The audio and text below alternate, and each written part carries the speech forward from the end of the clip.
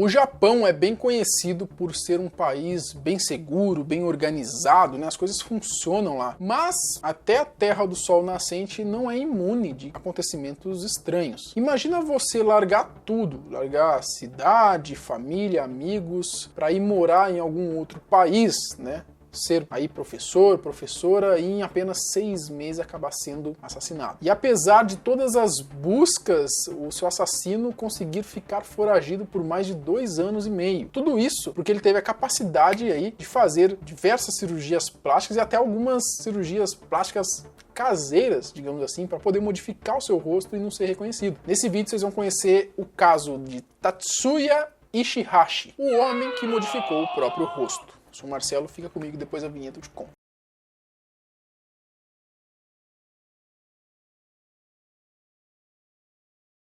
Bom, tudo começa com a Lindsay. A Lindsay, ela era uma britânica de 22 anos que tinha o sonho de viajar e conhecer outros lugares, né? Unindo o útil ao agradável, ela decidiu ir para o Japão ser professora de inglês. Assim, ela matava 2 coelhos numa cajadada só, porque ela já ganhava uma grana para poder bancar as viagens futuras e de quebra já conhecia um país novo. Ela conseguiu entrar no país em 2006 como professora, né, em uma das escolas aí mais renomadas da época, chamada de Nova, e em Tóquio a Lindsay dividia o apartamento com mais outras 2 professoras estrangeiras, e elas juntas tinham uma espécie de código de segurança visando aí a segurança delas, né? Então não importa onde elas fossem, elas sempre avisavam uma às outras com quem estavam indo, onde, enfim, para se acontecer alguma coisa, outra já estava sabendo. O encontro.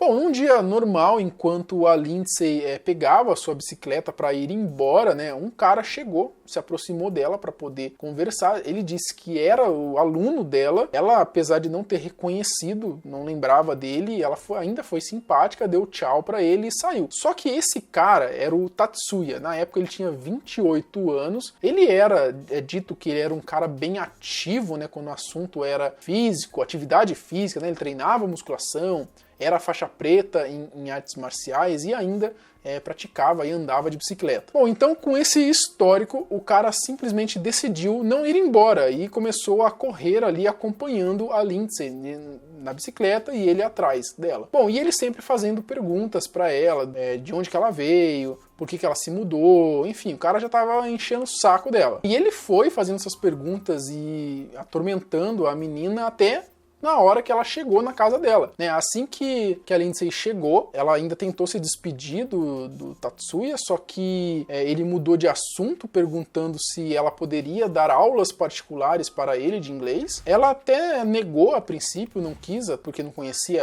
ele, então ela estava um pouco desconfiada, mas o cara era tão chato, tão insistente, que pediu um copo d'água, e aí não tinha como negar, né? Já dizia o grande filósofo Piton, um boquete e um copo d'água não se nega a ninguém, não é verdade? Eu nego, mano.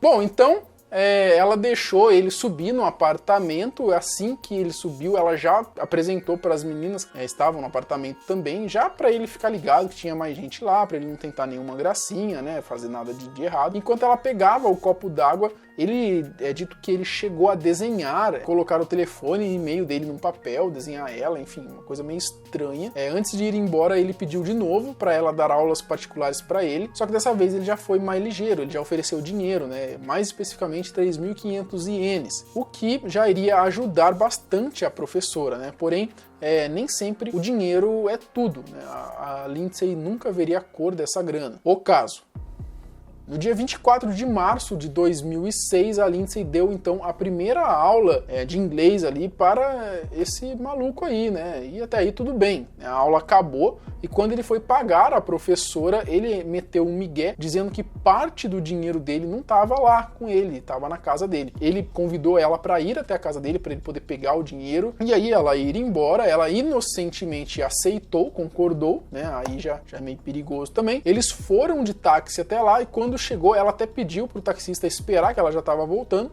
só que passou ali uns 10 minutos e ela não voltava, o taxista resolveu ir embora. Todo se veía bien, tomaron algo y estudiaron por eso de 1 hora, hasta que terminaron y Tatsuya dijo que accidentalmente se había dejado el dinero en su apartamento. Como Lindsay no vio nada raro en la hora que habían estado, pues aceptó. ambos tomaron un taxi, fueron para allá, y cuando llegaron al apartamento de Tatsuya, ambos subieron, así que en la noche la reportaron como desaparecida. E por que ela não voltava, né? Isso aconteceu porque assim que a Lindsay entrou ali, ela cruzou a porta do apartamento e ela foi acertada com um golpe na cabeça e acabou desmaiando. Nessa hora, o Tatsuya ele chegou a abusar dela sexualmente, deu golpes no corpo dela e a estrangulou tão forte que chegou a quebrar a cartilagem do pescoço da britânica, né? E logo depois ele ainda raspou a cabeça dela, não se sabe nenhum motivo porque ele fez isso. A fuga.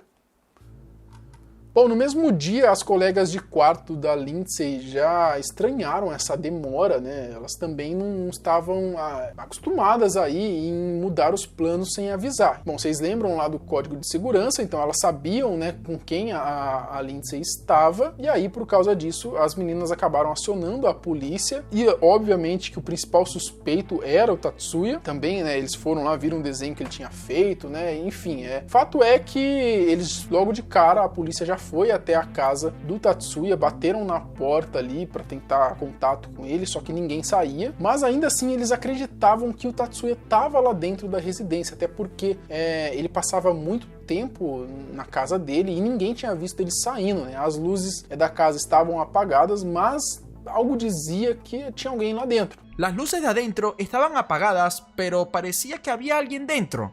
Y lo más raro es que la bañera del apartamento estaba en el balcón en vez de estar en el baño. Os policiais decidiram então esperar um reforço para tentar fazer algo. Eles achavam ali que a Lindsay estava lá dentro, sendo mantida em cativeiro, né? E quando foi lá para as 9 horas da noite, do nada ali, o Tatsuya esperou um descuido por parte dos policiais, ele abriu a porta, né? Ele estava com uma mochila e o cara simplesmente saiu correndo, que nem um maluco. Né? E por causa do condicionamento físico que ele tinha, acreditem se quiser, ele conseguiu fugir e despistar a polícia. Então o cara tava lá dentro. Tava lá dentro. Aí a polícia metida o pé na porta. E arrombado e tal. Não sei, né? Às vezes não sei se lá você pode simplesmente ir arrombando assim, a porta por causa de uma denúncia, apesar do cara ser o principal suspeito. Mas é até, né, meio... Pô, o cara conseguir fugir com a polícia lá de plantão é complicado também, né? Como era de noche, se le hizo fácil ocultarse y la policía se dio por vencida en buscarlo esa noche. Bom, dentro da casa do Tatsuya, os policiais acharam na sala algumas coisas que pertenciam a Lindsay, como a bolsa dela, a carteira, os documentos, e também na banheira que estava lá na sacada, eles perceberam que a banheira estava cheia de terra de compostagem, que tinha o objetivo, obviamente, de decompor o corpo da Lindsay o mais rápido possível. Na casa de Tatsuya, eles acharam também várias perucas, então surgiu até na época ali uma hipótese dele ser travesti. Mas vocês lembram também que ele raspou o cabelo da Lindsay? Então, quando o caso acabou sendo conhecido, a galera começou também a criar uma teoria de que ele fazia isso, ele fazia peruca com o cabelo das vítimas. Então, todas as perucas que ele tinha eram de outras vítimas. A galera também falava isso. Bom, vendo isso tudo, começaram a fazer diversos cartazes espalhando na cidade ali, de procura-se, né, do Tatsuya, e também com vários aspectos diferentes, de várias maneiras que ele poderia estar, né, já que ele poderia estar de qualquer jeito, porque ele vivia mudando a sua aparência. Quase um Lupin. Quase um Lupin. Creaba pelucas con el cabello de sus víctimas y también, viendo esto, la policía empezó a montar imágenes de Tatsuya con distintos aspectos para que lo identifiquen, ya que la posibilidad de que cambie su apariencia era alta. Pelo laudo pericial, os hematomas que a garota tinha era do tamanho de um ovo no lado esquerdo do rosto, pareciam ter sido causados por um punho, tá? Eu acho que ele agrediu ela, bateu nela, né? Foi descoberto que ela morreu quando o Tatsuya estrangulou ela, né? E aí quebrou a cartilagem do pescoço dela. A transformação. Bom, enquanto estava ali fugindo das autoridades, né, o Tatsuya passou ali por diversas cirurgias. Ele fez diversas cirurgias, tudo para não ser reconhecido e para não ser preso, o que era cada vez mais difícil, já que tinha cartaz ali à procura dele por tudo quanto é canto da cidade, a recompensa era cada vez maior. Uma das coisas que é dito que ele chegou a fazer foi ele cortar os próprios lábios para os lábios parecerem mais finos, então meio que uma espécie de plástica caseira, e tudo isso para poder modificar o seu rosto. No dia 4 de novembro de 2009, quando a polícia revelou ali que o Tatsuya teria feito uma cirurgia plástica para erguer o nariz também, lá em Nagoya, Ele tinha feito essa cirurgia no dia 24 de outubro. Antes dessa cirurgia, ele já tinha tirado 2 manchas que tinha na bochecha também, para poder modificar ali, né, as marcas ali que seriam mais fáceis de reconhecer ele. Ele também chegou a colocar dobras nas pálpebras e também aumentou a altura, né, com a cirurgia plástica ali do nariz. Si hay alguna diferencia de la primera a la segunda foto, así que ¿cómo sabían que tenían a Tatsuya? Esto fue porque el muy genio aceptó que los doctores le tomaran fotos antes de hacerse la cirugía, algo que es opcional. A polícia divulgou para a imprensa uma foto tirada dele antes da última cirurgia e continuaram ali na procura pelo Tatsuya. A prisão.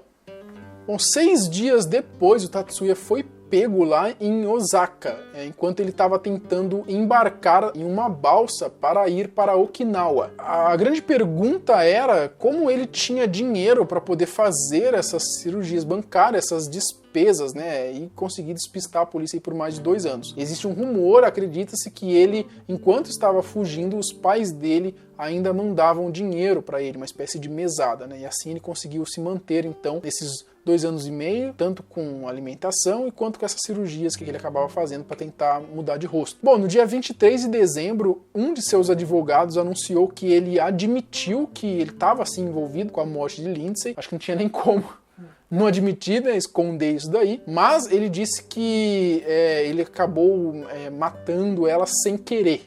Ele ainda disse que tentou reanimar ela. No tribunal ele admitiu que estrangulou a professora para impedir que ela pedisse ajuda enquanto ele estava ali tentando abusar dela. Ou seja, um filho da puta. A família da britânica pediu pena de morte, né, que seria a pior pena possível para ele, mas o tribunal acabou não achando adequado, já que o Tatsuya não tinha outras condenações, e com 32 anos o tribunal achou que o cara ainda teria chance, talvez, de ser reabilitado, né? Para quem não sabe, no Japão o assassino tem que ter feito pelo menos 2 vítimas ou mais para ter ali a chance da pena de morte, e se esse não for o caso, a pena máxima seria então a perpétua, né? O Estado ainda acredita e investe na reabilitação social da pessoa, mesmo que ele fique preso para sempre. Bom, sendo assim, no dia 21 de julho de 2011, o Tribunal Distrital de Chiba condenou o Tatsuya à prisão perpétua pelo assassinato da Lindsay Hawker. Livro e filme.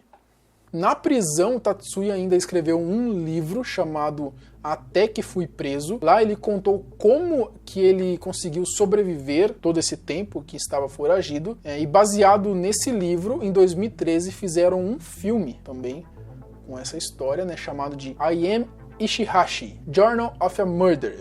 聞かせてくれないか。市橋達也です。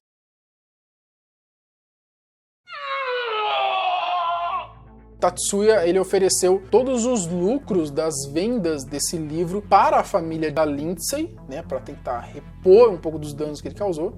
Olha só como ele é bonzinho, né? Mas a família negou, né? Eles não quiseram esse dinheiro. Além do assassinato de Lindsay, o Tatsuya também tinha outras passagens na polícia já, por causa de assédio e assalto.